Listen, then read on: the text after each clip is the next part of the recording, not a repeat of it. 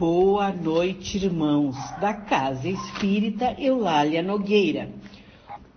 Estamos aqui reunidos para o Evangelho no Lar.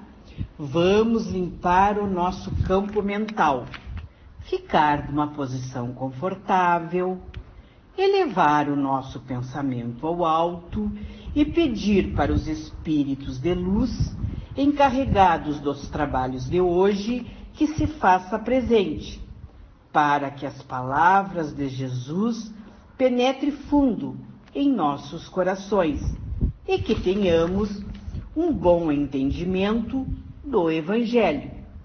Nos coube hoje, do capítulo 1, Eu não vim destruir a lei, itens 3 e 4, Cristo. Item 3.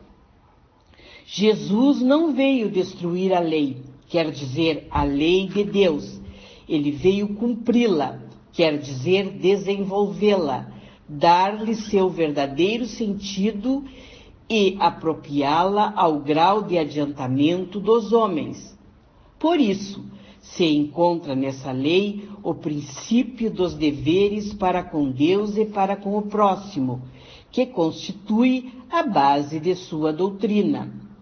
Quanto às leis de Moisés, propriamente dita, ao contrário, ele as modificou profundamente, seja no fundo, seja na forma.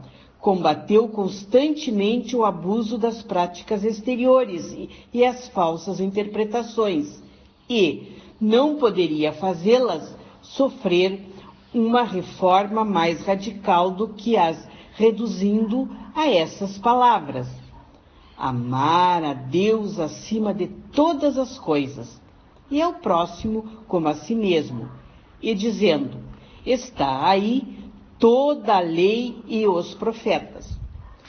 Por estas palavras, o céu e a terra não passarão antes que tudo seja cumprido até o único J.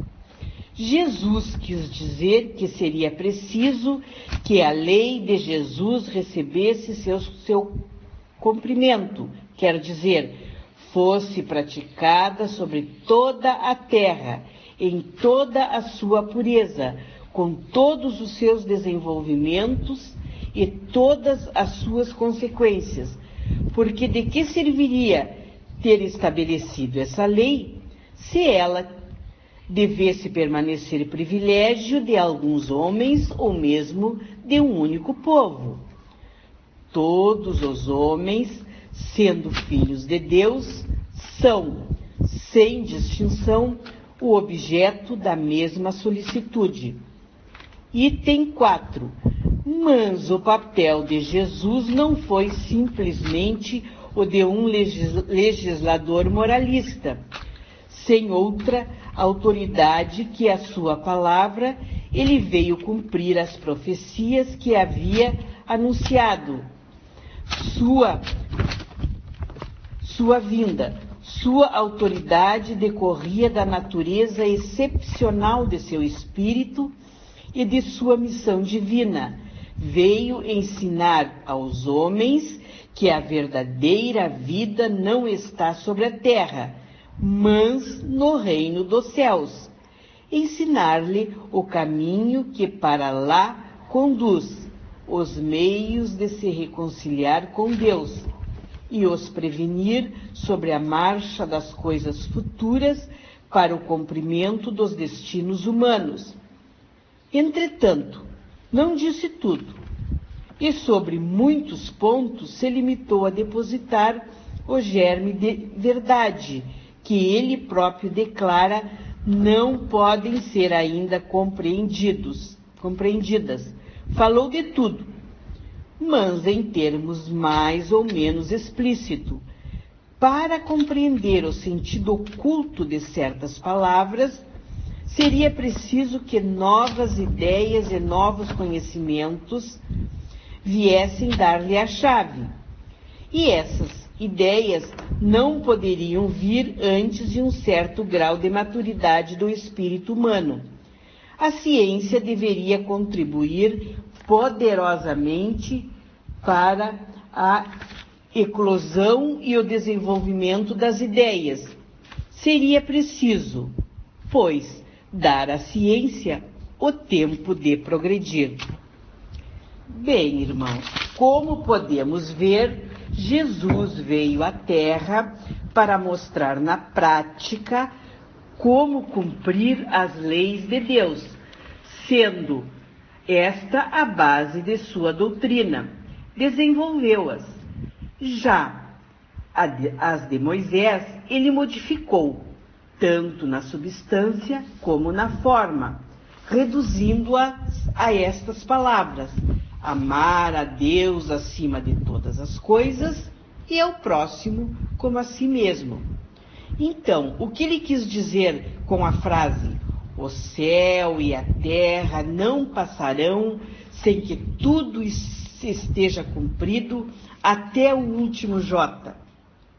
Jesus fala na necessidade do cumprimento da lei divina na terra, com toda a pureza, ampliações e sabedoria, que não deveria ser só de conhecimento de alguns homens apenas, ou mesmo de um único povo.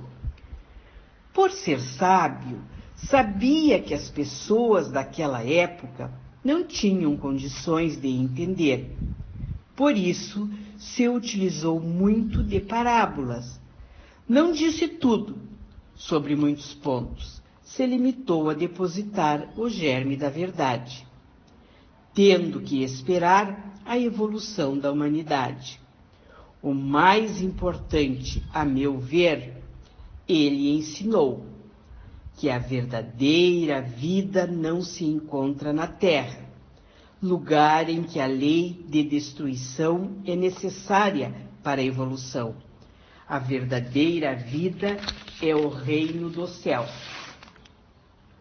Nos encaminhando para o final, vamos todos juntos elevar mais uma vez o nosso pensamento ao alto, aproveitando as energias deste Evangelho e pedir pela paz no mundo, que os dirigentes desses países em conflito sejam envolvidos pelo amor, pela caridade, e que seus habitantes possam ser amparados e protegidos. Agradecemos a Deus também pelo entendimento desta doutrina maravilhosa. Pedimos pelas pessoas que estão nos cadernos.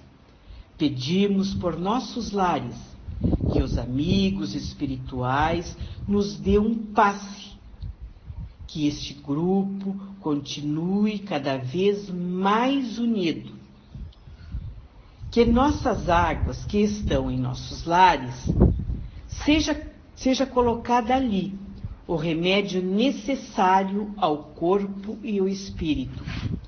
Agradeço a oportunidade, com o coração cheio de amor. Em nome de Deus, de Allan Kardec e da caridade, demos por encerrado o Evangelho de hoje. Tenham uma boa noite de descanso. Que assim seja.